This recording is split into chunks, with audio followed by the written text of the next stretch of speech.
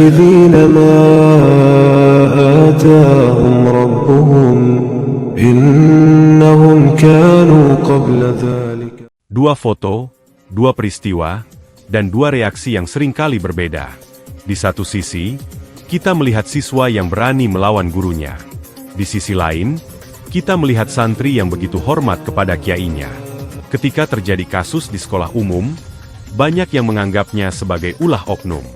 Namun ketika terjadi kasus di pesantren, tidak sedikit yang langsung menyalahkan seluruh pesantren dan bahkan menyerukan pembubaran. Padahal, kebaikan dan keburukan bisa terjadi di mana saja. Sekolah umum memiliki tantangannya sendiri. Begitu pula pesantren. Yang harus kita lawan bukan lembaganya, melainkan perilaku salah dari siapapun pelakunya. Anak-anak perlu diajarkan adab dan rasa hormat kepada guru, tetapi juga harus dibekali keberanian untuk berkata tidak terhadap perbuatan yang melanggar aturan dan moral. Untuk para orang tua, pilihan terbaik bukan mencari tempat yang dianggap sempurna, karena tidak ada tempat yang sempurna. Pilihlah lingkungan pendidikan yang mengajarkan ilmu, akhlak, keterbukaan, pengawasan yang baik, dan perlindungan bagi anak. Hormati guru, hormati kiai, tetapi jangan pernah berhenti mengawasi dan mendampingi putra-putri kita.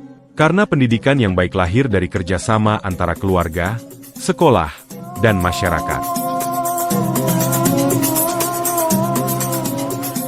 Pesan ini bukan hanya untuk santri dan siswa, tetapi juga untuk para guru, ustadz, dan kiai. Jabatan sebagai pendidik adalah amanah, bukan alat untuk mencari penghormatan berlebihan.